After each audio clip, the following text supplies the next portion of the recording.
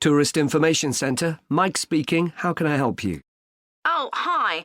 I wanted to find out about cookery classes.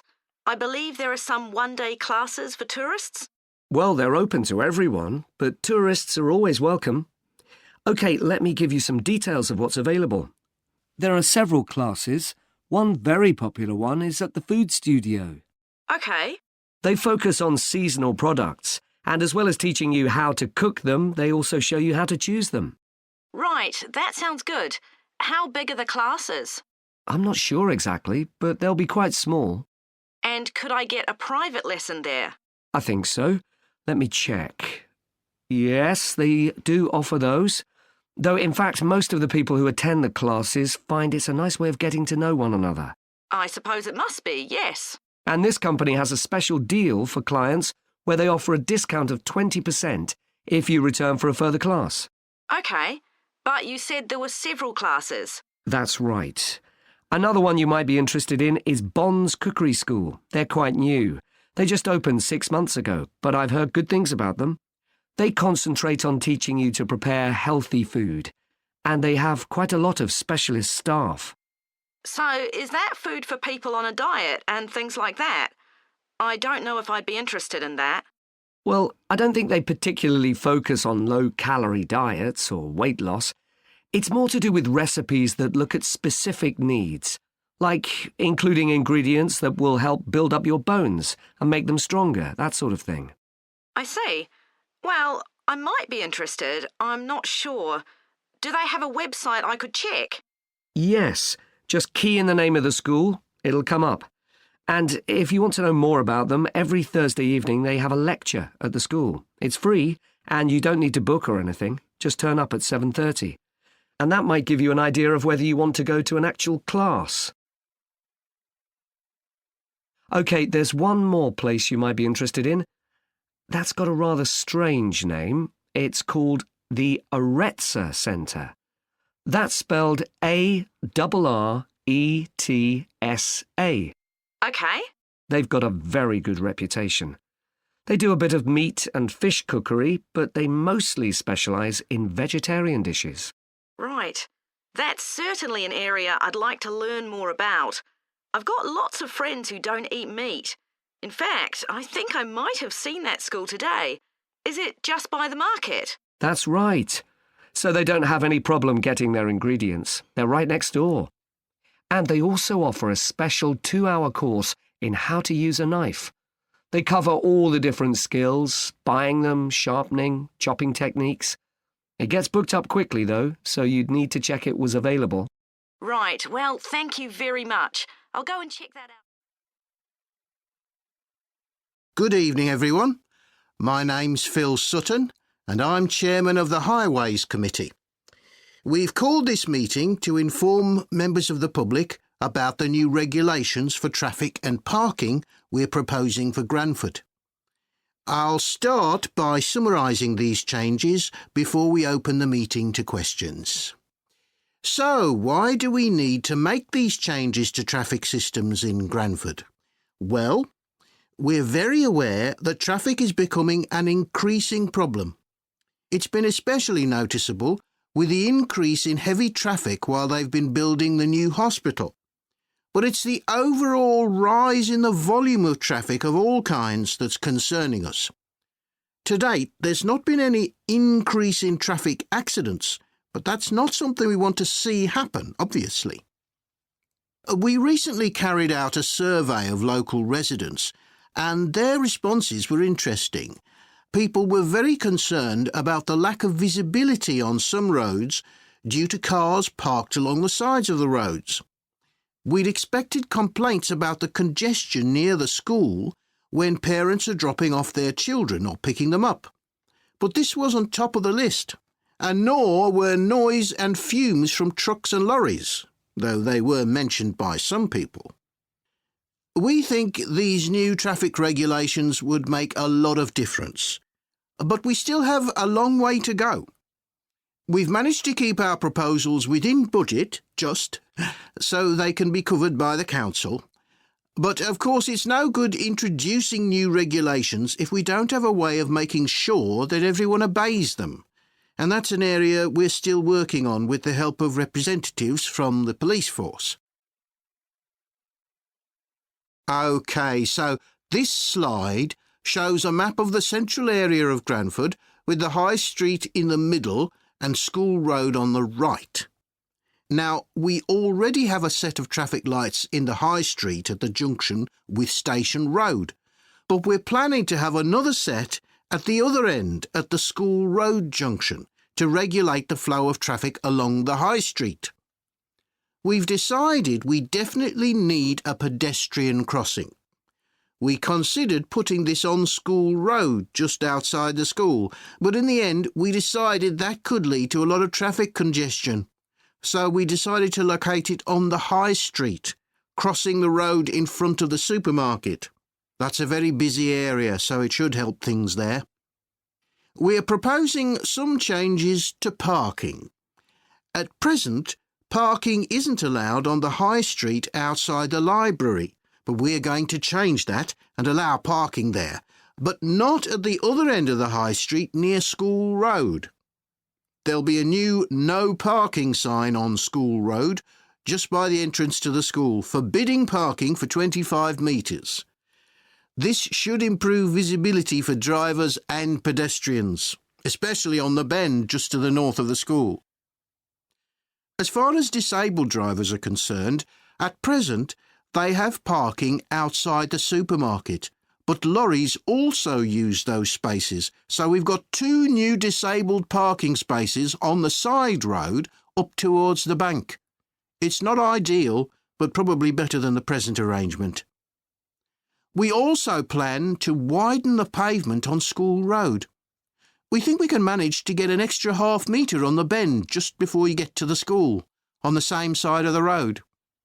Finally, we've introduced new restrictions on loading and unloading for the supermarket, so lorries will only be allowed to stop there before 8 a.m. That's the supermarket on School Road.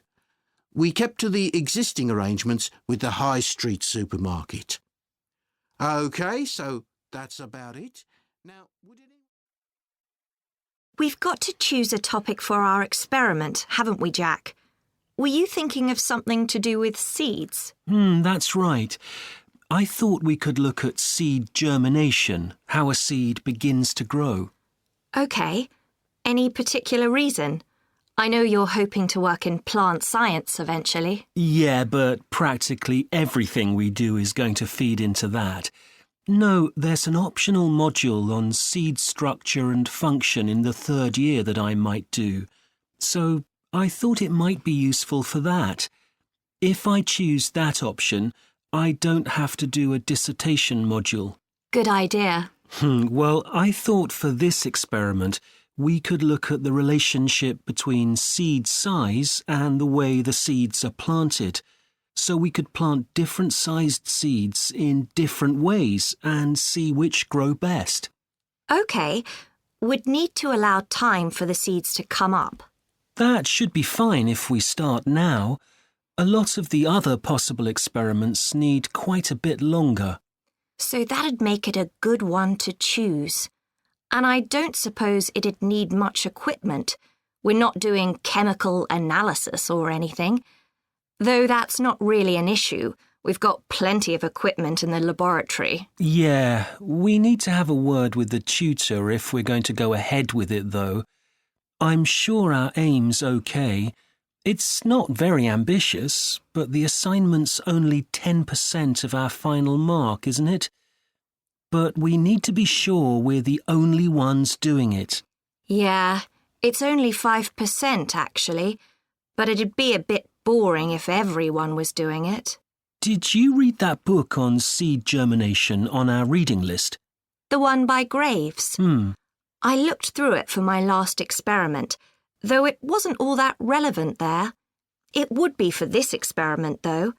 I found it quite hard to follow.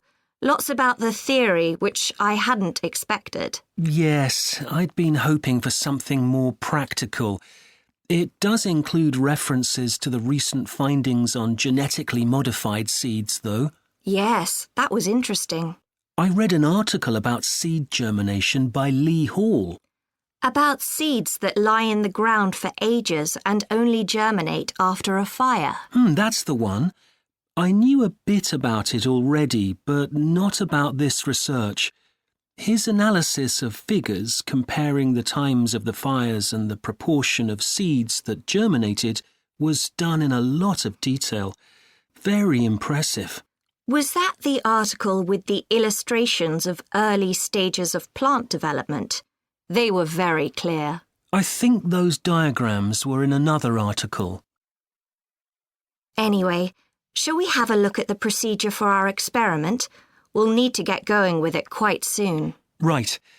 So the first thing we have to do is find our seeds. I think vegetable seeds would be best, and obviously they mustn't all be the same size. So how many sorts do we need? About 4 different ones? I think that would be enough. There'll be quite a large number of seeds for each one. Then for each seed we need to find out how much it weighs and also measure its dimensions, and we need to keep a careful record of all that. That'll be quite time-consuming, and we also need to decide how deep we're going to plant the seeds, right on the surface a few millimetres down or several centimetres. OK, so then we get planting. Do you think we can plant several seeds together in the same plant pot? No, I think we need a different one for each seed. Right. And we'll need to label them. We can use different coloured labels. Then we wait for the seeds to germinate. I reckon that'll be about 3 weeks, depending on what the weather's like. Then we see if our plants have come up and write down how tall they've grown. Then all we have to do is look at our numbers and see if there's any relation between them. That's right. So then we get... Hi. Today we're going to be looking at animals in urban environments. And I'm going to be telling you about some research on how they're affected by these environments. Now, in evolutionary terms, urban environments represent huge upheavals, the sorts of massive changes that usually happen over millions of years. And we used to think that only a few species could adapt to this new environment. One species which is well known as being highly adaptable is the crow, and there have been various studies about how they manage to learn new skills. Another successful species is the pigeon, because they're able to perch on ledges on the walls of city buildings, just like they once perched on cliffs by the sea. But, in fact, we're now finding that these early immigrants were just the start of a more general movement of animals into cities, and of adaptation by these animals to city life. And one thing that researchers are finding especially interesting is the speed with which they're doing this. We're not talking about gradual evolution here.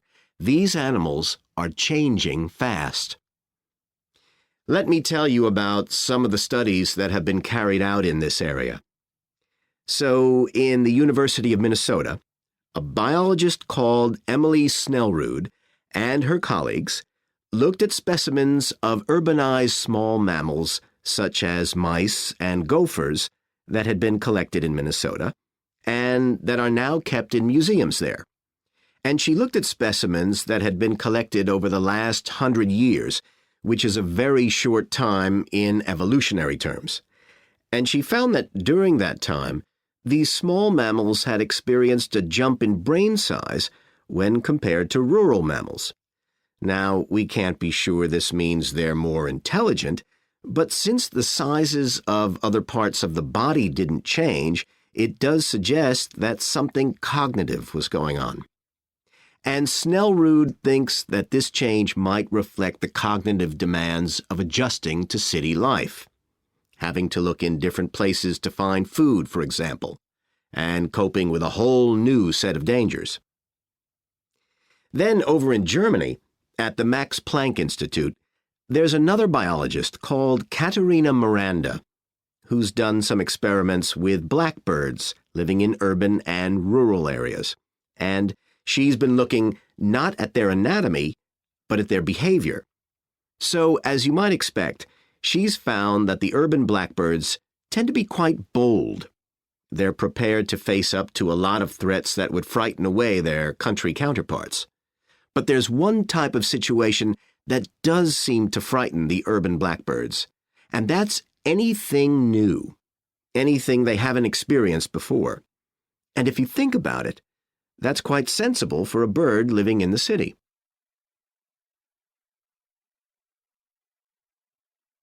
Jonathan Atwell, in Indiana University, is looking at how a range of animals respond to urban environments. He's found that when they're under stress, their endocrine systems react by reducing the amount of hormones such as corticosterone into their blood. It's a sensible-seeming adaptation. A rat that gets scared every time a subway train rolls past won't be very successful. There's just one more study I'd like to mention, which is by Sarah Parton and her team. And they've been looking at how squirrels communicate in an urban environment, and they've found that a routine part of their communication is carried out by waving their tails. You do also see this in the country, but it's much more prevalent in cities, possibly because it's effective in a noisy environment. So, what are the long-term implications of this? One possibility is that we may see completely new species developing in cities. But on the other hand, it's possible that not all of these adaptations will be permanent. Once the animals got accustomed to its new environment, it may no longer need the features it's developed. So now we've had a look at adaptation. Good morning, Clare House Hotel. Andrew speaking. I'm the events manager. Good morning, Andrew. My name's Samantha.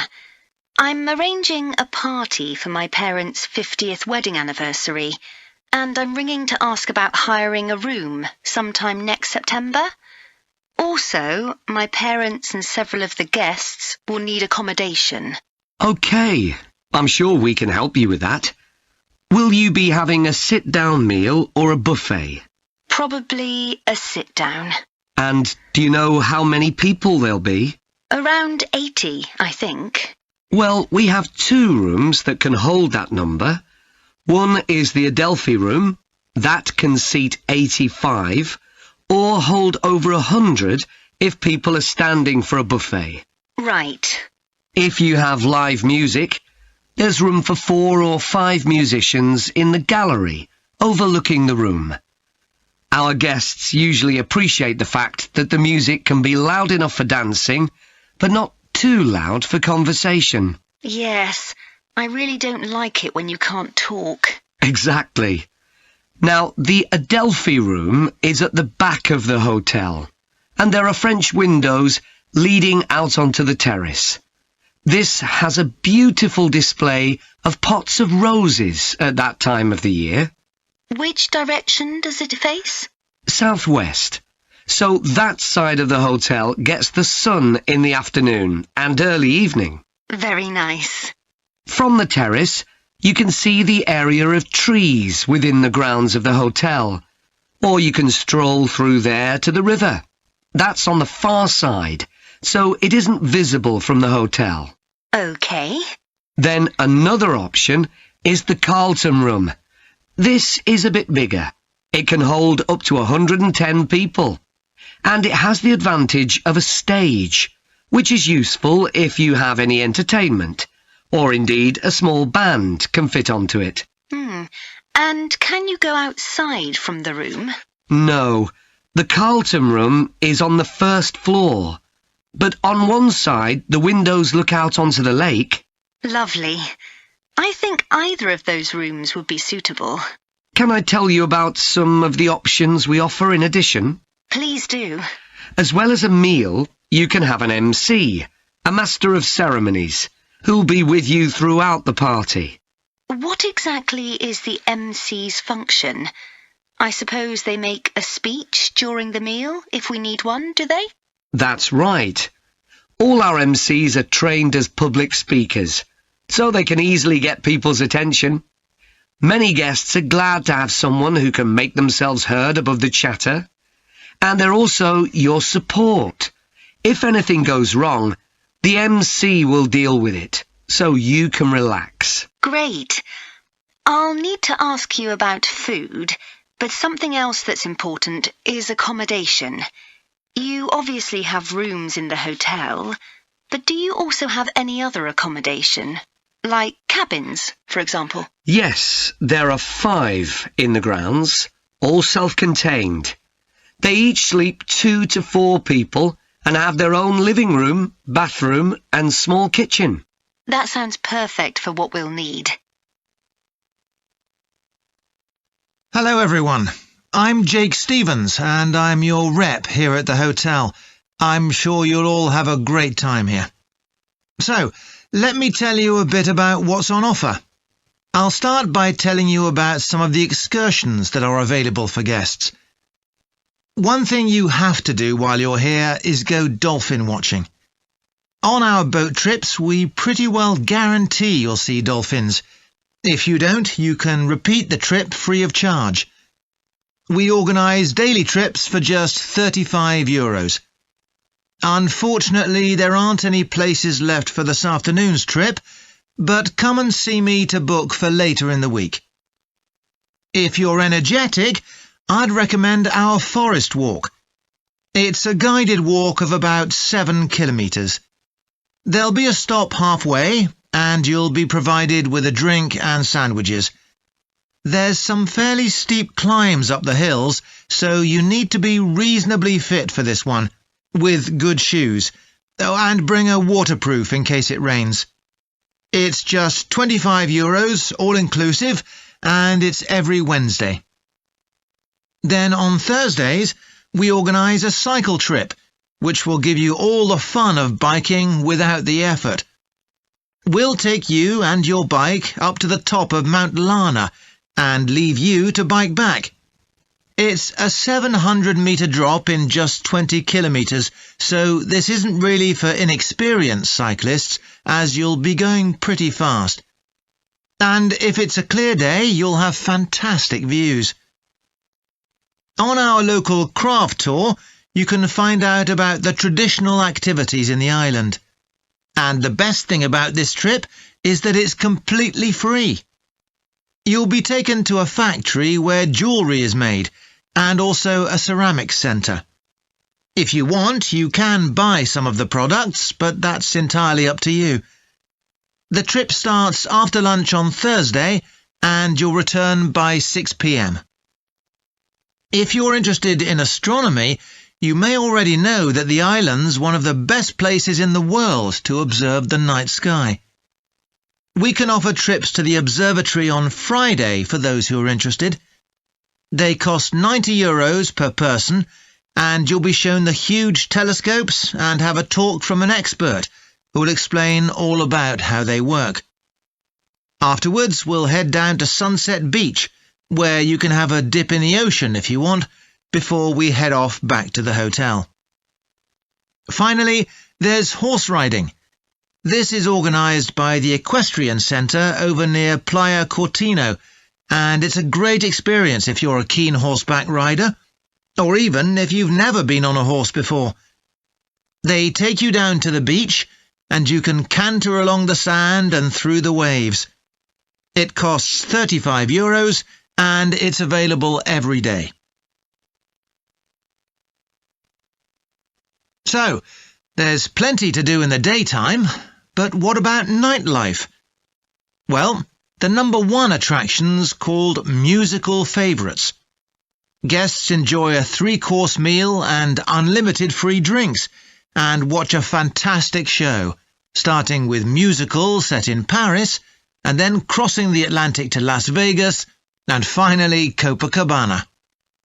At the end, the cast members come down from the stage, still in their stunning costumes, and you'll have a chance to chat with them.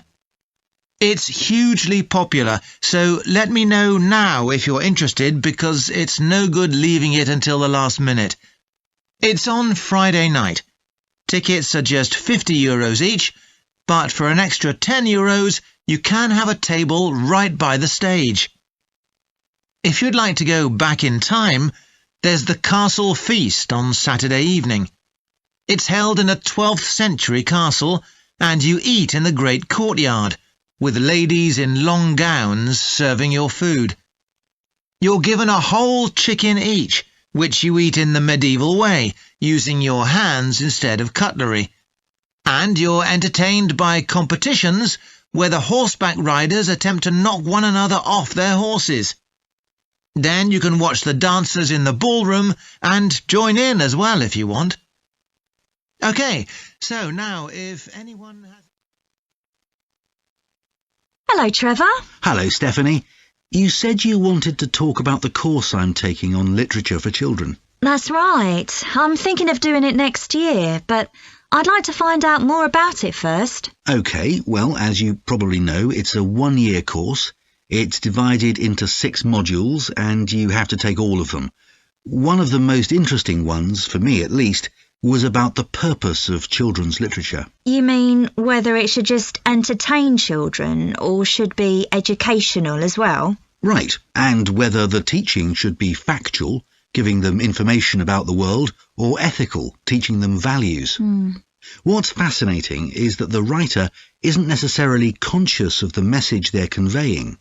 For instance, a story might show a child who has a problem as a result of not doing what an adult has told them to do, implying that children should always obey adults. Oh, I see what you mean. That module made me realise how important stories are. They can have a significant effect on children as they grow up. Actually, it inspired me to have a go at it myself, just for my own interest. I know I can't compete with the really popular stories, like the Harry Potter books. They're very good. And even young kids like my 7-year-old niece love reading them. I'm very interested in illustrations in stories. Is that covered in the course? Yes, there's a module on pictures and how they're sometimes central to the story. That's good. I remember some frightening ones I saw as a child, and I can still see them vividly in my mind years later. Pictures can be so powerful, just as powerful as words. I've always enjoyed drawing, so that's the field I want to go into when I finish the course. I bet that module will be really helpful. I'm sure it will. We also studied comics in that module, but I'm not convinced of their value, not compared with books. One of the great things about words is that you use your imagination, but with a comic you don't have to. But children are so used to visual input on TV, video games and so on. There are plenty of kids who wouldn't even try to read a book, so I think comics can serve a really useful purpose. You mean it's better to read a comic than not to read at all? Yes, I suppose you're right.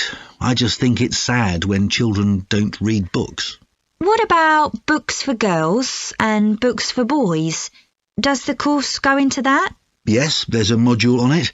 For years, lots of stories, in English at least, assumed that boys went out and did adventurous things and girls stayed at home and played with dolls. I was amazed how many books were targeted at just one sex or the other. Of course, this reflects society as it is when the books are written. That's true. So it sounds as though you think it's a good course. Definitely. Have you been reading lots of children's stories to help you decide whether to take the course? Yeah, I've gone as far back as the late 17th century, though I know there were earlier children's stories. So does that mean you've read Perrault's fairy tales, Cinderella, the Sleeping Beauty and so on? Yes, they must be important because no stories of that type had been written before. These were the first.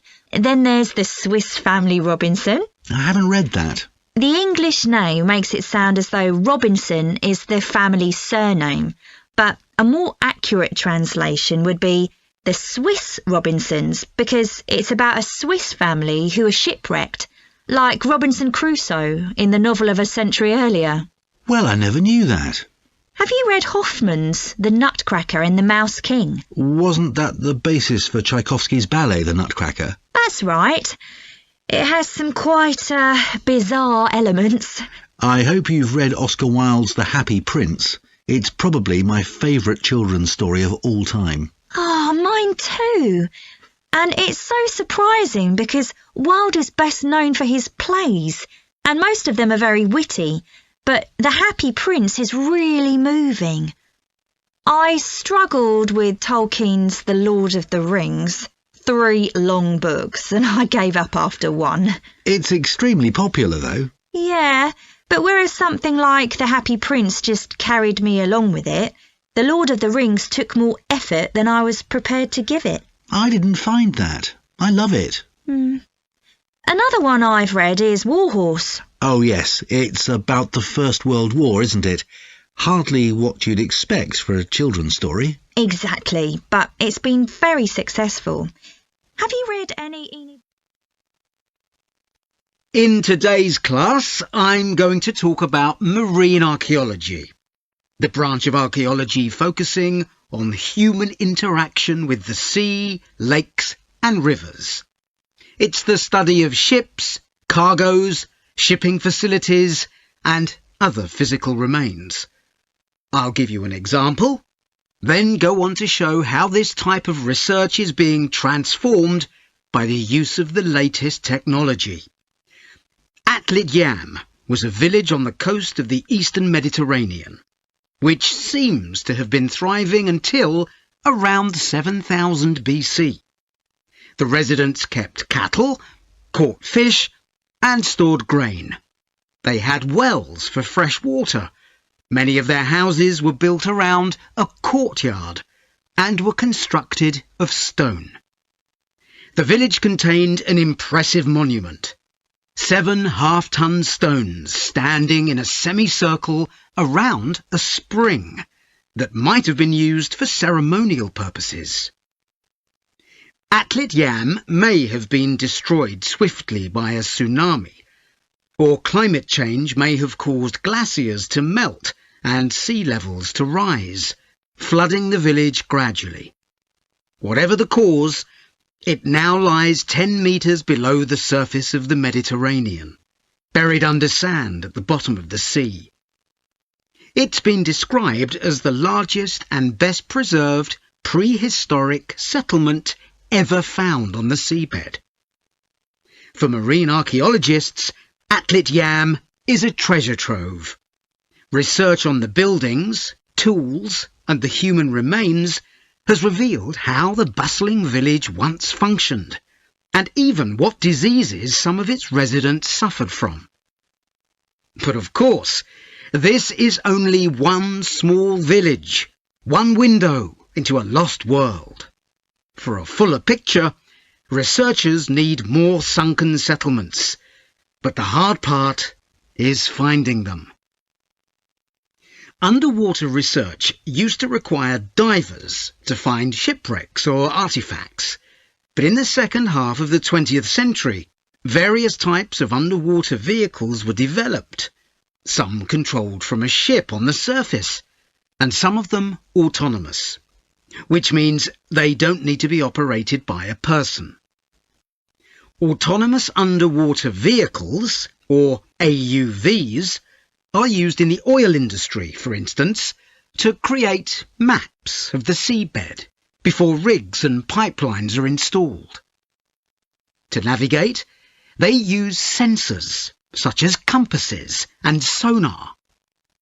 Until relatively recently, they were very expensive and so heavy that they had to be launched from a large vessel with a winch.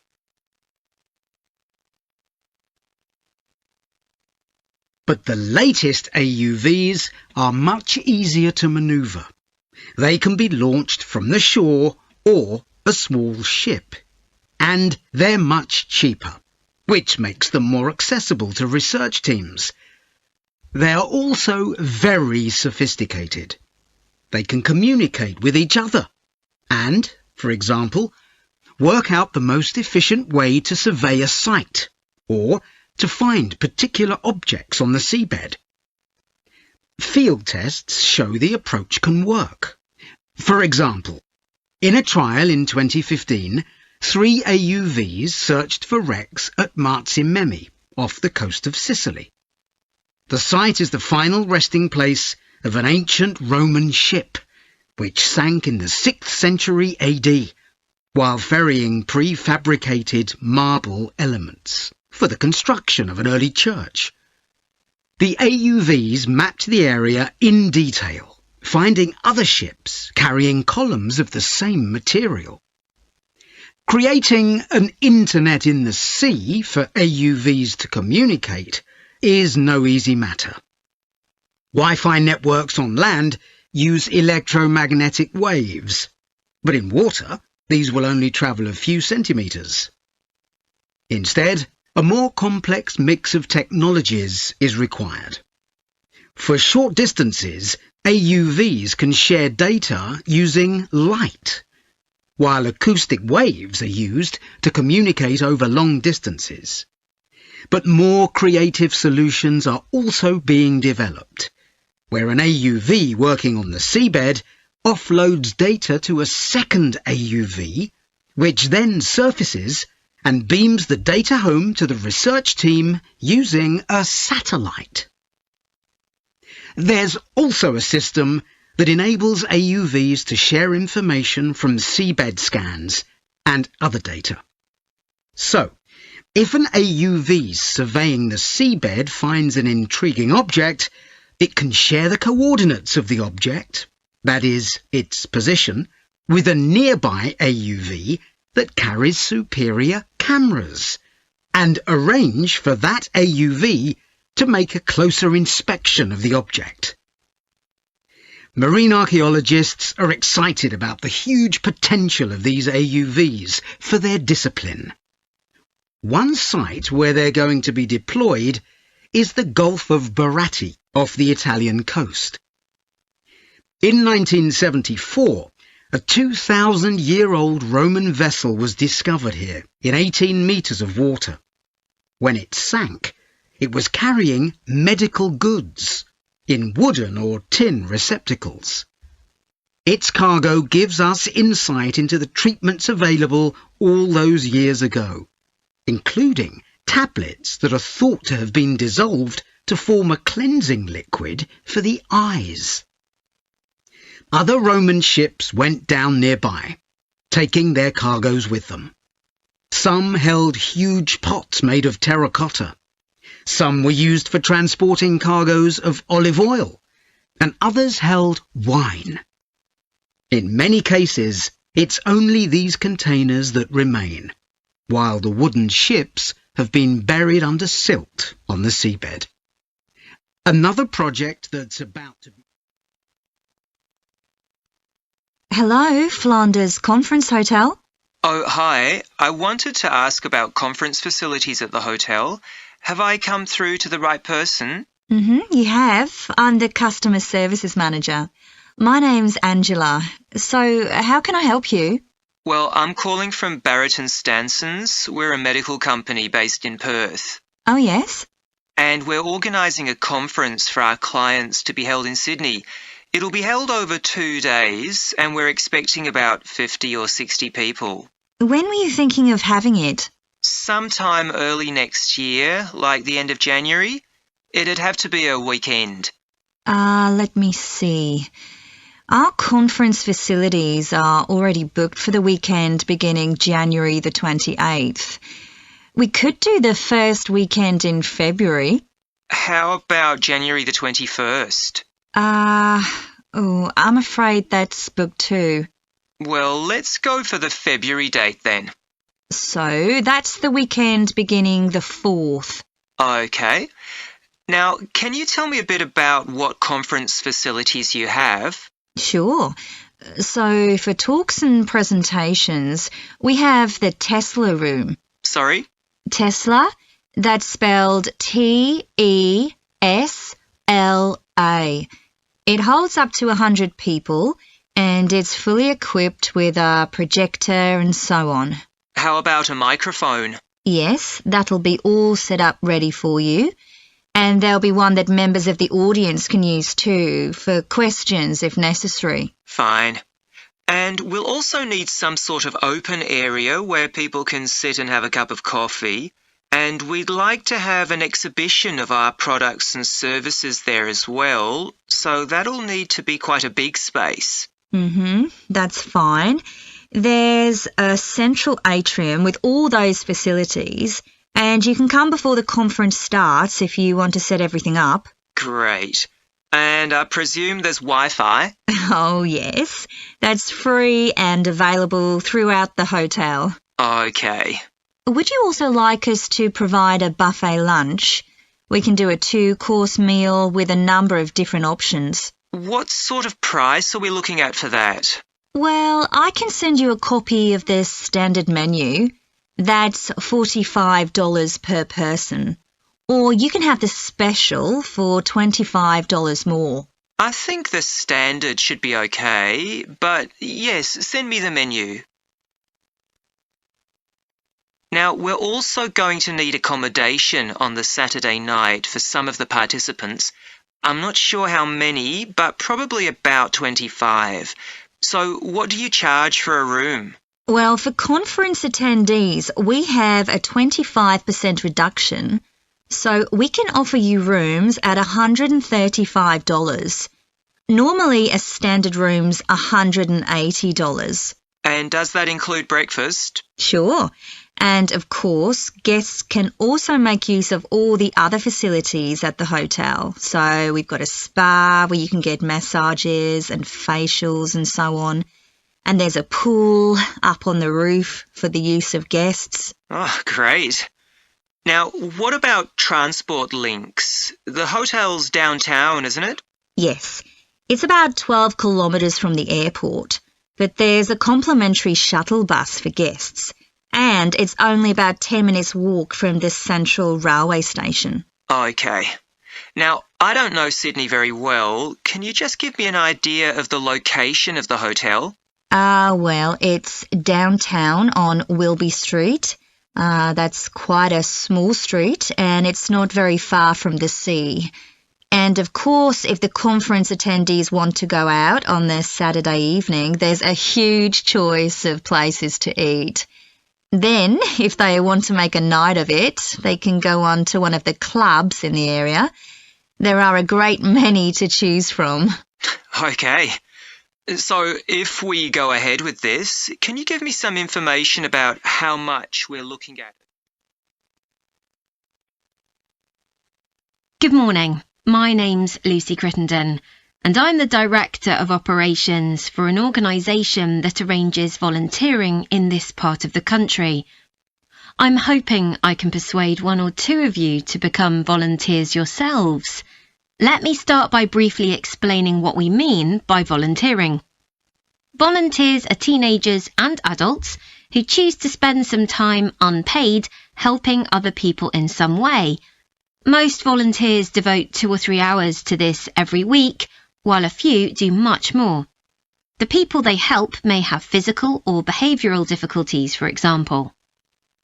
Volunteers can do all sorts of things, depending on their own abilities and interests. If they're supporting a family that's struggling, for example, they may be able to give them tips on cooking, or recommend how to plan their budget, or how to shop sensibly on their income. They might even do some painting or wallpapering, perhaps alongside any members of the family who are able to do it. Or even do some babysitting, so that parents can go out for a while. The benefit from volunteering isn't only for the people being helped. Volunteers also gain from it.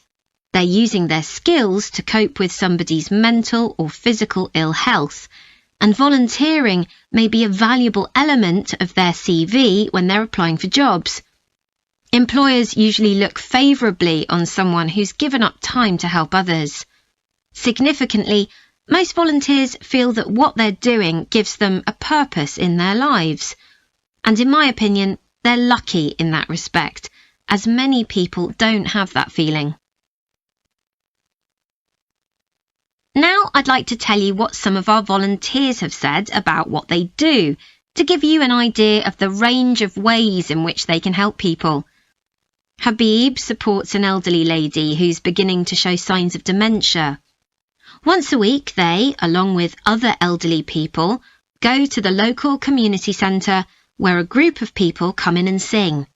The songs take the listeners back to their youth, and for a little while they can forget the difficulties that they face now. Our volunteer Consuela is an amazing woman. She has difficulty walking herself, but she doesn't let that stop her. She helps a couple of people with similar difficulties who had almost stopped walking altogether. By using herself as an example, Consuela encourages them to walk more and more. Min visits a young man who lives alone and can't leave his home on his own, so he hardly ever saw anyone. But together they go out to the cinema or to see friends the young man hadn't been able to visit for a long time. Tanya visits an elderly woman once a week.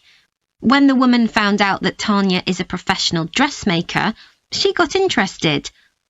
Tanya showed her some soft toys she'd made, and the woman decided to try it herself. And now she really enjoys it and spends hours making toys. They're not perhaps up to Tanya's standard yet, but she gains a lot of pleasure from doing it. Alexei is a volunteer with a family that faces a number of difficulties. By calmly talking over possible solutions with family members, he's helping them to realise that they aren't helpless and that they can do something themselves to improve their situation. This has been great for their self-esteem. And the last volunteer I'll mention, though there are plenty more, is Juba. She volunteers with a teenage girl with learning difficulties who wasn't very good at talking to other people. Juba's worked very patiently with her, and now the girl is far better at expressing herself and at understanding other people. OK, I hope that's given you an idea of what volunteering is all about. Now I'd like to talk to you about... So, how are you getting on with your teaching practice at the high school, Joe? Well, I've been put in charge of the school marching band, and it's quite a responsibility. I'd like to talk it over with you. Go ahead. You better start by giving me a bit of background. Okay. Well, the band has students in it from all years. So they're aged 11 to 18, and there are about 50 of them altogether.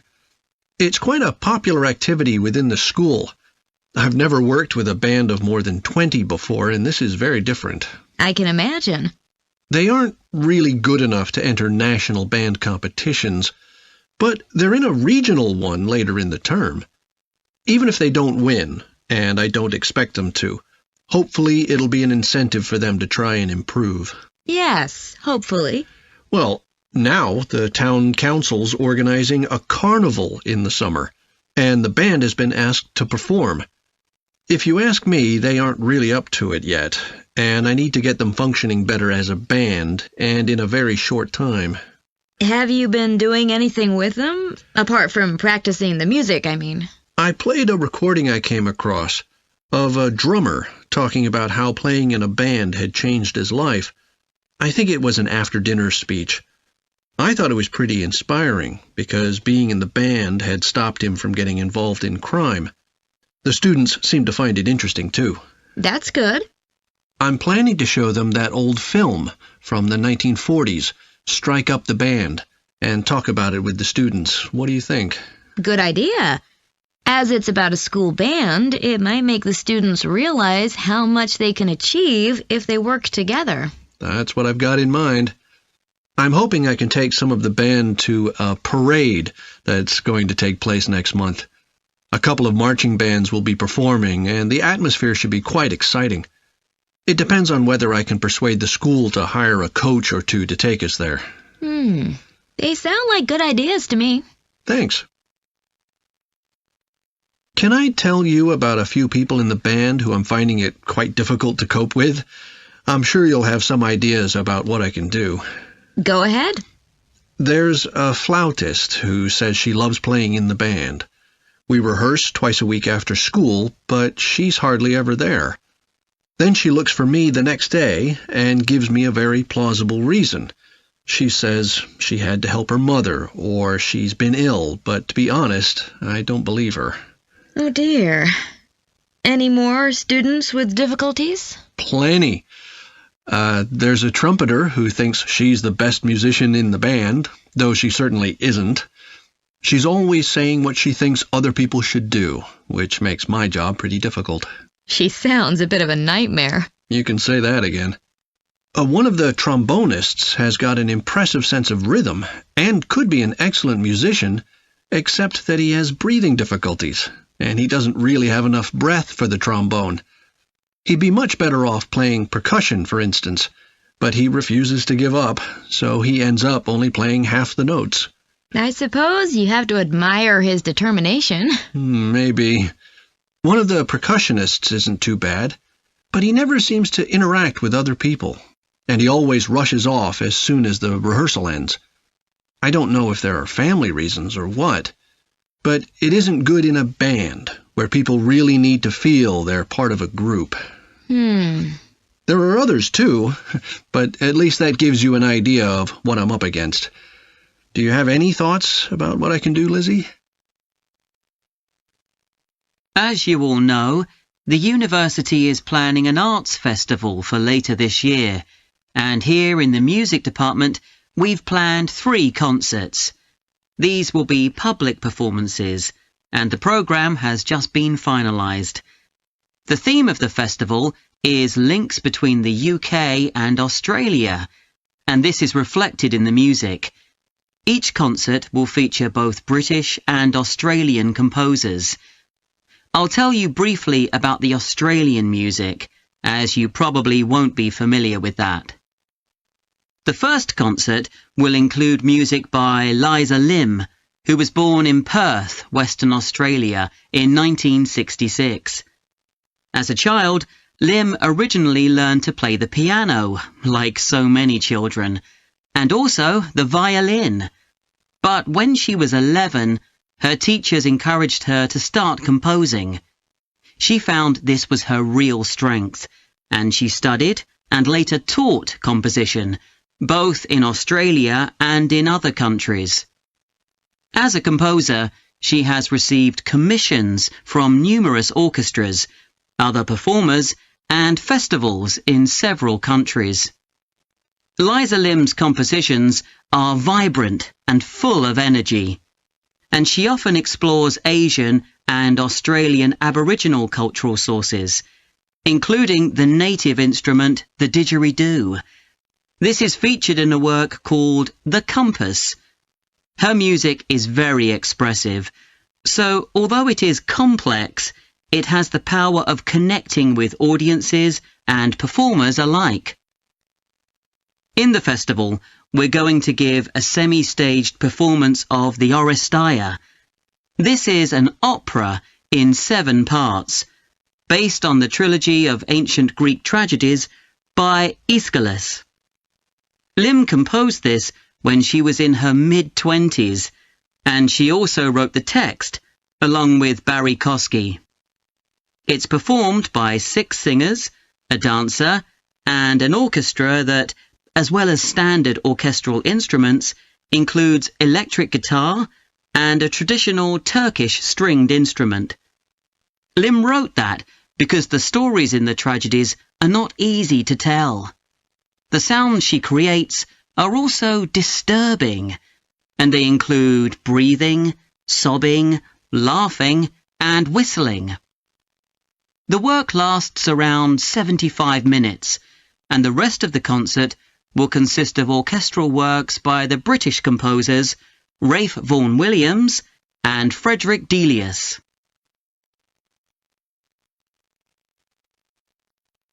Moving on now to our second concert. This will begin with instrumental music by British composers Benjamin Britten and Judith Weir. After the interval, we'll go to Australia for a piece by Ross Edwards, The Tower of Remoteness. According to Edwards, the inspiration for this piece came from nature, when he was sitting alone in the dry bed of a creek, overshadowed by the leaves of palm trees, listening to the birds and insects. The Tower of Remoteness is scored for piano and clarinet. Edward says he realised years after writing the piece that he had subconsciously modelled its opening phrase on a bird call. Ross Edwards was born in 1943 in Sydney, Australia, and studied at the Sydney Conservatorium of Music and the Universities of Adelaide and Sydney. He's well known in Australia, and in fact, he's one of the country's most performed composers.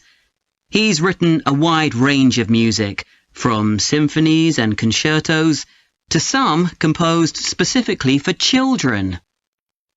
Edwards's music has been described as being deeply connected to Australia, and it can be regarded as a celebration of the diversity of cultures that Australia can be proud of. The last of the three Australian composers to be represented in our festival is Carl Vine. Born in 1954, Vine, like Liza Lim, comes from Perth, Western Australia. He took up the cornet at the age of 5, switching to the piano 5 years later. However, he went to university to study physics before changing to composition. After graduating, he moved to Sydney and worked as a freelance pianist and composer. Before long, he had become prominent in Australia as a composer for dance, and in fact has written 25 scores of that type. In our third concert, Vine will be represented by his music for the flag handover ceremony of the Olympics held in 1996. This 7-minute orchestral piece was of course heard by millions of people worldwide, and we'll hear it alongside works written by British composers Edward Elgar and, more recently, Thomas Adès.